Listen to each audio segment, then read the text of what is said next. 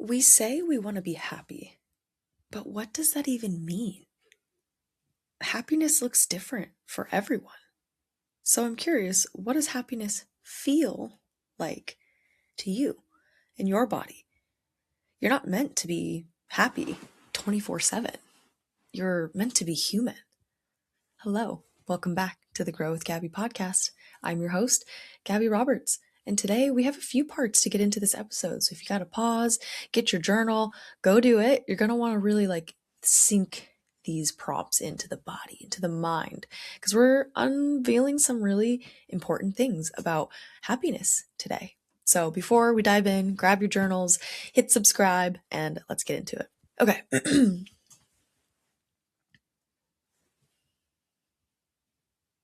Part one, let's talk about what is happiness really. And I'll tell you, this concept blew my mind because I thought happiness meant you had to just be like super high energy all the time. And that's just not true. I think the most happy people are the most balanced. They're the ones that accept that it's not always perfect. No one's just happy 24/7. They're not just smiling through life, just like la la la. Like they're human. They still feel grief and pain and fear like everyone else. So if you're faking it and you're just putting on the face that everyone else wants to see, that can feel really confusing because that's what I did for so long. I thought that's what happiness meant. But some people seem happy all the time, but oftentimes what they are is just, like I said, balanced. They are so happy because they know how it feels to let out that ickiness so they can come back to being happy. It's all about balance. So when I realized that I was chasing this feeling, this fleeting feeling that doesn't last, I was like, what on earth are you doing, Gabs? Like, this isn't working. I'd rather be grounded and peaceful rather than just quote unquote happy.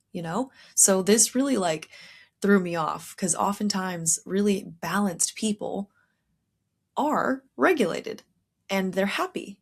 But again, happiness means something different to everyone. So again, for me, it took me a long time to realize what is happiness and then look at what other people are doing to be so happy. Like some of the happiest people I know in this world are just simply the most balanced. It's not that they don't cry. It's not that they don't break down. It's not that they don't spiral. It's that they catch themselves and they bounce back. So let's talk about part two here, which is talking about what actually creates real happiness if it's not, the things that you thought it was. And you're over here like, wait, oh my God, it's okay. You're not broken for doing something that you were taught. You're simply figuring it out as you go. Okay. So there's a couple things, at least 5 or 6 things I'd like you to pay attention to write down. Now, if this doesn't work for you, that's okay. This is what worked for me and for many of my clients, but I'm always going to encourage you to find what works for your nervous system because my body's different. Everyone needs different things, just the same way that happiness is different for everyone. Same thing for perfection. Oh my gosh, so many of us chase perfection like it is the only thing when really you're never going to get there because perfect is also growing and changing. Even if you're happy right here, right now in this moment, it's going to change. So let's talk about first gratitude. It doesn't have to be some fake, I love my life right now. No, but you at least look around and notice the little wins and celebrate the effort. Those change your perspective so much. And also, grateful people are rewarded more. The universe is not on a budget of abundance, okay? They are ready to be handed that shit out left and right. But who would they rather hand it to? The one who's ungrateful with everything in their situation because everything's wrong and I don't want it this way or I don't want it this way and just nitpicking everything and complaining along the way? Who do you think the universe is going to give more abundance to? That grateful person. So yes, you can be in a shitty situation. And yes, you don't have to dismiss the fact that you're not in a good situation if you are. But there's people, I've met this janitor once in high school and he was like the happiest person I knew. And I was like, what? I don't get it. He's a janitor. He doesn't make that much money. La la la. When you realize, and I've made another episode on a podcast on this. So if you're like, ooh, I want to go back on that. It's that money isn't the source of happiness. So many people chase those things, but really it's just looking around and being really grateful for what you have. And this guy was like, look, I have everything I need. Clothes on my back, a good partner at home, food, a shelter, like I'm good. And I was just like, wow, like that hit me. Because so many people work and work and work, and it's just never enough. So, gratitude, just be really, really grateful for everything that you have. Okay. Next, visualization. This is one of the most powerful and like not used tool that I know, because when you're visualizing the outcome of something really freaking good, your body starts to feel really good. Have you ever thought of my boyfriend leaving me, or I lose my job and I have no house? Like, how does that feel in your body? Probably awful. But when you visualize something good happening and feeling it in the body before it happens, it registers to the mind and the nervous system that, hey, that might be possible. How can I go get it? Right? So that leads me to the next one, which is setting very powerful intentions. When, especially before something is hard and scary, there's so many times you go into something big and new and scary and you just expect that you're going to fucking crush it and that there's going to be no failures and everything's going to be fine, which most times that's just not what happens, especially in a new relationship, especially in starting a business, becoming a parent, like connecting with your loved ones. Like, it's scary. So if you go in with that intention of knowing what's coming, yes, you can try to protect yourself, but you're also just managing your expectations. Hey, if I go into this relationship and it doesn't work out, I'm going to be okay. Instead of being like, I'm going to go into this relationship and we're going to get married and happily ever after and it's going to be great. Like, no, you have to decide what you want and what you're going to get. And that's all by setting that powerful intention. We do this all the time. We don't even realize it. Like, we do the opposite actually sometimes. We like, let's say you go into the kitchen for something and then you forget what you're in there for. Well, if you set a powerful intention in the room before, and the one where you thought of that thought to go into the kitchen, you go back to that same space and it pops back in your head. Why? Because that's the where you had the intention to go into the kitchen. I know it sounds really weird, but it works. So setting, I know it's still something basic like going to get something from the kitchen, but sometimes we forget why we're in there. And sometimes we forget what we're doing here on this business path and in our relationships. We're chasing all the shiny objects and the things that make us happy when really happiness comes from within, comes from being grateful, comes from visualizing a happy, beautiful, balanced life. Remember, I just said happy because yes, we all want to be happy, of course. We can cherish those happy moments knowing that they're not going to last. Nothing does. We're all growing and changing. And I talked about, I saw, I think it was like a podcast episode, and he talked about, he's like, why do we always chase the easy things, the perfect things, the happy things, when really like life is hard. Everything you do that's worth doing, anything, everything good that you earn in your life is hard. Being in a relationship is hard. Building a business is hard. Being a parent is hard. Connecting with your loved ones is hard. Healing from trauma is hard. Learning to love again is hard. Setting boundaries is hard. Like, I think you're getting the point here. So if we just visualize ourselves doing those hard things and succeeding at them, your body starts to actually register, oh, I can do this. This is possible. And then I'm going to go out and make it safe for me to grow and hold the space that I'm fulfilling here. So next, we're talking about managing expectations, which I've already talked about a little bit. Because again, you go in expecting everything to be perfect and amazing and happy. It's just not gonna feel that way sometimes. And that's okay. Like for example, I went out on my paddleboard the other day and it's not really warm enough to be on my paddleboard, but it was brand new. I just got it. It was big enough to fit me and my husband. And we get out there and I have a very high expectation that it's going to go great. I'm not going to get wet. I'm literally going on the water, and that it's just going to be a really great time. And I went there and it was actually kind of cold. I got soaked and the wind just kept blowing us back into the shore. And it was really hard to get anywhere outside of our own like little corner that the wind was pushing us into. And I won't lie, I was pissed. I was like, God damn it, my clothes are wet. Like, I didn't want this. Like, I thought it would go differently. And that words, like hearing those out loud, I was like, oh my God, if I would have just managed my expectation a little lower, like take that day off the pedestal, I wouldn't have been so let down, and I wouldn't have felt also the pressure for it to be a perfect day. Because you know what? Some of the best things happen when you're not expecting them to. And some of the best things happen through the hard, through the icky, through the unhappiness, the times that you just break down and you spiral, like lessons. So what did I learn? To lower my expectations a little bit and set a positive intention that even if this doesn't go as I plan, I'm going to have fun because I can choose what I want to feel happy about. And I'm not going to lie, when I got home and I was like, fuck this, let's just get in the car and go, I was disappointed in myself. Why? Because I let myself have my time ruined by things I couldn't control, like the wind and like literally getting wet. Like, girl, put your bathing suit on. And I didn't bring a towel, like all things I could have, planned for. So it's just like if we lower our expectations, it really does lower the pressure that we put on ourselves to be perfect, because you don't have to be perfect. Most times you just have to be present and courageous to keep taking that next step forward. Okay. So next we're going to talk about grounding and emotional regulation. When you are emotionally grounded and you're feeling regulated, happiness feels more accessible. Of course, you feel safe. Of course, you feel happy, because most times if you're not feeling safe, you're uncomfortable, something's wrong, and that's okay. But when you ground yourself, you can feel that moment of happiness coming back, because you can watch it try to like leave, right? And you can grab it and pull it back, be like, nope, that's staying here with me. I can release feeling angry, I can release feeling sad, I can release all these things I can't control, but I get to choose in my grounded state with my mind thinking clearly what I want, and I'm going to let it go. Just like me pissed about the paddleboard, if I would have just grounded myself like truly and regulated my emotions and had a moment to myself, I probably could have done that. But I didn't. I was bitching to my husband, I was complaining, and he was trying to be positive. I won't lie. Like, shout out to you, hubby, because he was so sweet and so kind while I was just over here like losing my shit. So, what did I learn though?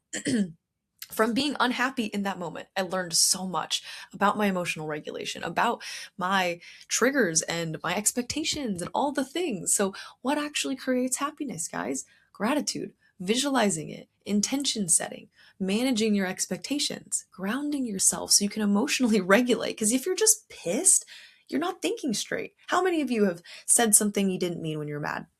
Me, I have. And did I feel really bad about it? Absolutely. And if I just took a moment to calm down, what I realized it probably was shouldn't have said that. Yeah. Okay. We're human. You get the point? We're human. We don't want to learn to not be human. I don't care what every toxic hustle culture, robotic AI person has to say. I'm telling you the truth here. This is not the shit. Like, I don't gatekeep anything. I'm telling you what works. And if it doesn't work, be brave enough to go find what works for you. Okay. So, grounding and emotional regulation is number 5. Number 6 is letting yourself feel the hard emotions. This is one of the hardest things to do, okay? I will admit, I don't enjoy sitting with that ickiness. I don't think any of us do, truly. But give that sadness and grief and fear a place and a space to just move. Even if you cry and scream in a pillow and paint some really like dark shit, or like, like just who cares? Like, do it. Let yourself feel those hard emotions, because again, some of the happiest people I know on this planet are the ones who feel it. I've had many people ask me this, Gabby, how are you so happy all the time?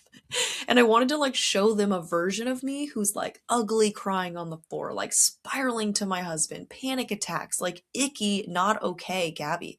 And I'm like, because of her. That's why. Because I let it out. I give myself a space to feel that. And that's why I'm so grateful that I have a business that honors me allowing myself to take that time and compassion. And if I just want to take the rest of the new afternoon off and go get my toes done and decompress or go get a massage, I can, because I'm letting myself feel it. When I used to dismiss all of my emotions, it felt like shit. It literally felt like I didn't matter, and what I was feeling wasn't good enough or big enough to earn the space to get the love that it needed, right? Which doesn't even make any sense. So feel that fear, do it anyway. You don't have to dwell in it. You don't have to stay in it forever, but feel it. Allow yourself, 5-10 minutes, sometimes an hour or two. Sometimes it's the day. Let your own body decide, because every nervous system's different. And the more you do this, though, the faster you will bounce back. So those days that I'd spiral for months at a time, now it's, it was weeks, and then it was days. Now I'm catching myself in minutes, seconds even. So just know, like, the only way out is through. Trust me, if there was some other way around that ickiness, I would have found it. I'm a determined person. Okay. So there isn't. You just got to give yourself space to feel it all And then after you felt it and acknowledged it and given it some love, then you can reframe, then you can push back, then you can talk about grounding and manage my expectations and what could I have done next time. And maybe I'll just visualize me having a good time and being grateful for the lessons I learned through the ickiness, right? So it all comes back together, but that is what truly creates true happiness, in my opinion. I'm sure there's some I'm leaving out. And if there are, like, text me, message me about this podcast episode because I would love to talk to you about it and just be like, ooh, what do you think like creates happiness? Because again, what works for me isn't going to work for you. Some people are like, I have to go to the gym. Like, that's my happy place. And I love that for you. Okay. So just know, like, what works for me may not work for you. And if it does, heck yeah, great. Celebrate yourself for it. Because that's a big part of it too, is celebration. I don't even think I put that in there. Is truly celebrating the little bitty things. Did I show up today? Did I, apologize for snapping at my husband? Did I come back to myself after it all? If the answer is yes, then welcome. Girl, guy, person, human, you're doing it. You're not trying, you're not failing, and you're not behind. You're becoming. And it takes time. Okay? Especially if you grew up in an environment where it wasn't really happy all the time. Constant chaos and trauma and abuse. Like, it's okay. So let's move on to part 3. The lessons are in the messy middle, which is kind of what I've already got into a bit. So, like, truly, again, some of the happiest people I know have felt everything deep in their core, and they have a process that they use to release in some way that it feels good to them. Now, again, you don't get to just skip over the grief part. You don't get to skip over the pain. You don't get to do any of that. In fact, some of the happiest people I know welcome that pain. They're like, oh, to be human, to feel grief. And by the way, you only feel grief because you loved someone. And to love someone, you know? And I know, like, sometimes it hurts. And sometimes that love abandons you and hurts you. And it's confusing because the people that are supposed to protect you are the ones that hurt you the most. And that sucks. Truly. It does. And no one deserves that. But you don't get to peace by skipping over all the hard stuff or avoiding it. So I'll ask you this. Are you truly healed, or are you just avoiding the things that trigger you?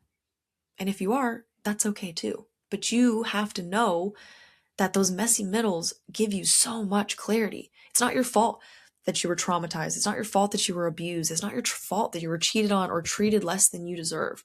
But it is your responsibility now to fix it. So you just start talking about the messy middles, and sometimes those messy middles come to such a good place in your life that you're like, wow, I hate how I got here, but I'm really glad that I did. Because for me, like, in this last year, last January at this time, I was going through such a huge betrayal and redirection in my business because I felt lost and used and abused and manipulated by my business partner. And then poof, the business gone overnight. And I felt like I was starting from scratch. I felt like I was so alone, but that wasn't true, because even though I felt alone in that moment, I wasn't alone. What did I do? I went and I talked to my teammates, Jamie and Steve, in Magnetic Memberships. And I said, guys, I just lost my home. I have no home. Like, what do I do? Like, I'm so confused. I'm so hurt. I'm so betrayed. And they put all that business stuff aside and was just like, what do you need? And I was like, I just need to be heard and seen and validated right now. Like, I'm just so alone. And that loss and that betrayal and that rejection felt so fucking awful. But where did I get back to feeling happiness? When I was given a soft place to land and someone who heard and validated me. And that felt great. And through that ickiness, I'm on their team now, like helping coach these beautiful people to bring their passions and their visions to life through the school platform, which is like, a whole level of love and compassion, like the family I've always wanted online and like in that world, So just know, like, through those messy middles, there's so much to learn. Okay, here's another example. When I was a dancer, miserable. I mean, literally going to dance every single weekend till 4 a.m. and having no social life and being so isolated, but making all this money, but it's not making me happy because I just wanted to get the fuck out of there. I wanted to get as far away from Colorado as I possibly could. And I felt trapped. I felt suicidal. I felt alone. It was not great. But that's how I learned that money doesn't create happiness. Because if you have money, are you just going to sit here and hoard it and love it and like make out with it, sleep with it? Like, no, you're going to go spend that on something that you love that actually makes you happy. Like being pampered, going to get your hair done, your nails done, your toes done, going to have a boys' night with your friends, going on a boys' trip, like just like hanging out with people, going and just networking and just like you're going to spend it on things that actually make you happy. So the money's not the North Star, if you will, like your life that you build with that money is. So anyway, I have one more story here, and it's about what my nervous system taught me about chasing joy versus creating it. Because my nervous system was like chasing, chasing, chasing. But as I talked about in one of my last podcasts, is love versus attachment. You're chasing this thing that you're attached to, but true happiness and joy is calm, it's quiet, it's peaceful. It's not something you have to chase or perfect or perform or do something to earn it, So my nervous system at least was chasing what I thought I wanted. And so I stopped asking everyone else what made me happy, and I just sat here and I asked my little me inside, what makes you happy? And it took us some time, and we're going to get into some journal prompts here in a second, but it takes a moment, it really does, to just get into the icky, okay? So what I want you to take away from this section here is that the messy middles are here to make you, not break you. So if you're feeling like, what the fuck is going on lately? Like, why are these challenges just back to back to back? It's because there's something to learn here. Lean in, girl or guy, human. Lean in, my love, because you are so important and your dreams matter because you matter.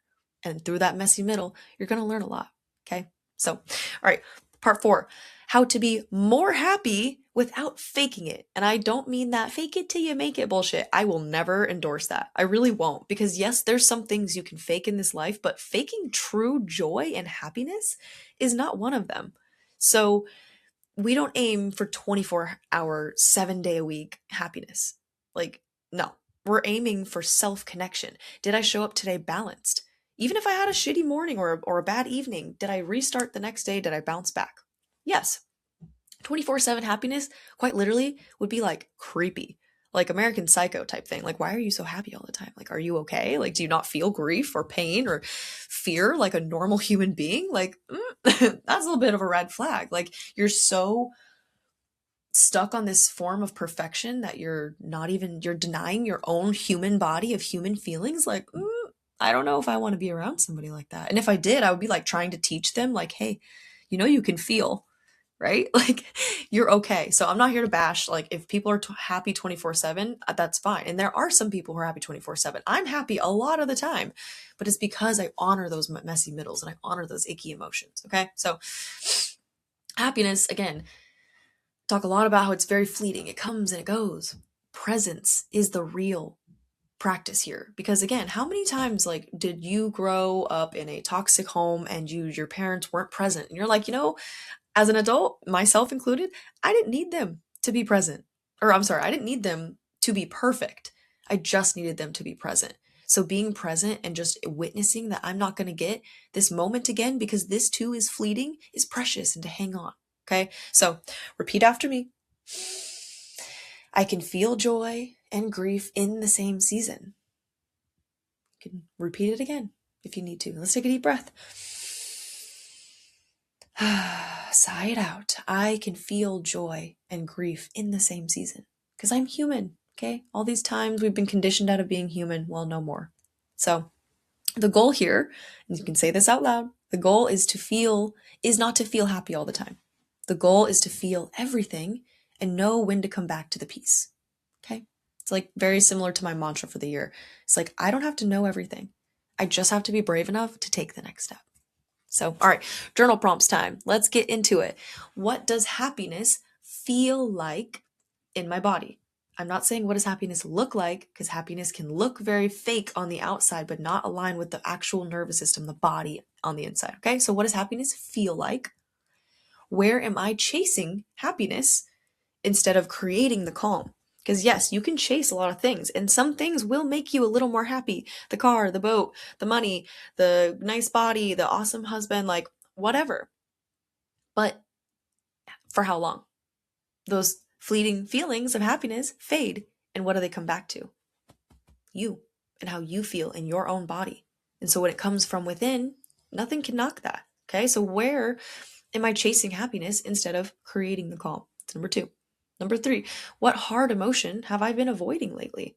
Maybe it's something like deep grief or anger. Anger is so valuable and sacred, and people make fun of it and people bash the ones who are angry. But you know what? There's a lot of shit that I guarantee they went through that they deserve to be angry about. Do you dwell on this? Do you make this anger everyone else's problem? No, you shouldn't. I don't think that's very kind.